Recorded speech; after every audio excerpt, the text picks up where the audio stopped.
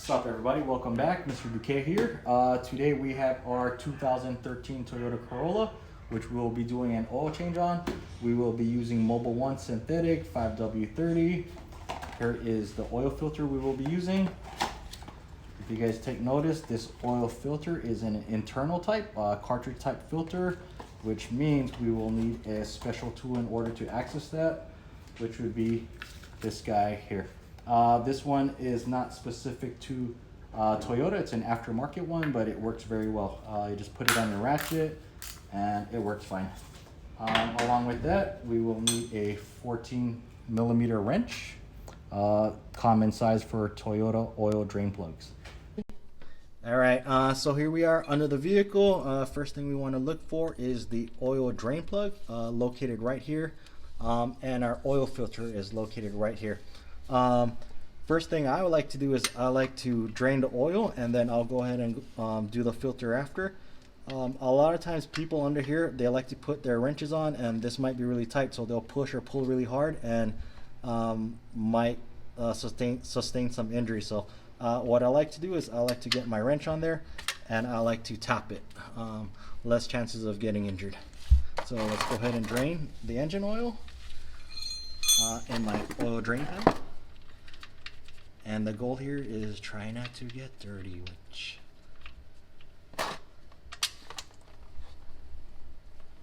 haha, not too bad.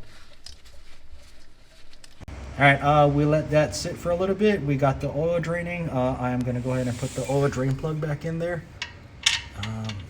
Just go ahead, tighten it down, make sure it goes in by hand. Otherwise, you're going to have issues with oil leaking, cross threading. Maybe this plug might not be able to come off later or go back on. So we get it snug by hand. We want to go ahead and just snug it down with the wrench. Okay, so next up is our oil filter. I have the special tool along with a 3/8 ratchet. Again, we do not want to push or pull. We want to tap on our ratchet or wrenches. So let me go ahead and break this loose.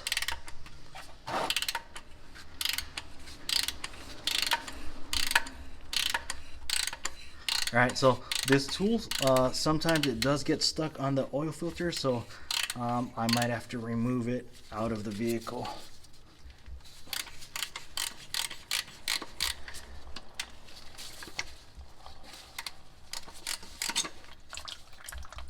Alright, so let's go ahead and let that drain. I'm going to throw the oil filter in here for now. Alright, so our oil filter did come with a new O-ring, which I replaced. It is going to be this ring located here. Inside of our canister, we want to drop in the cartridge filter. Make sure you hear that snap. Next thing you want to do is make sure we clean up the base here. Don't want any oil here. And then now we're going to screw the filter back in.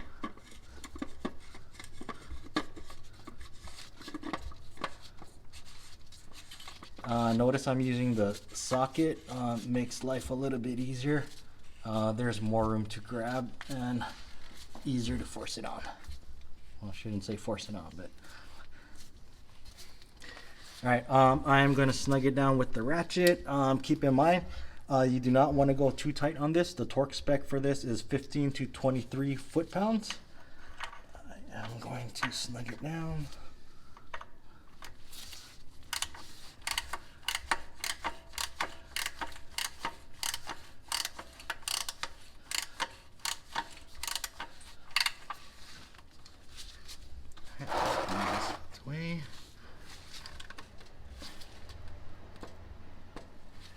Alrighty. Okay, now that we're done under the vehicle, it's time to refill the oil. We'll be using Mobil 1. Notice this thing is nicely sealed. One pointer for you guys: when you guys remove this, make sure you guys remove this foil completely. You do not want any of that getting into your engine, going through some of the oil passages or anything like that. It could be a bad day, so make sure that one's completely removed. Pause. Okay, so here's our oil fill cap. You want to go ahead and remove these Toyotas are kind of weird. In order for us to get a nice flow into the engine, funnel has to go sideways. If you try to pour it straight in, it's going to restrict the oil flow, so you want it at an angle. Okay, now that we got 4.5 quarts in there, we want to go ahead and check the level. But in order for us to get an accurate oil level, we have to get the vehicle started and ran for about 15 to 20 seconds to let the oil circulate through the filter. So I'm going to go ahead and start the vehicle up for about 20 seconds.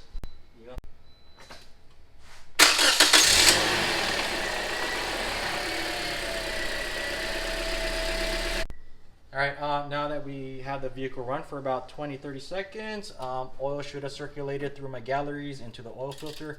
So now is the time I want to check the engine oil level. So let's go ahead and wipe it down first. Go ahead and take our reading with this one here. It's really hard to see because the oil is brand new and clear, but as you can see, we are right on the full line there. Okay, so now that our oil level is good, I'm going to show you guys how to reset the maintenance required light on this Toyota Corolla. Okay, so now that we got the oil change completed, we want to go ahead and reset that maintenance required light right there. In order to do that, you have a odometer button.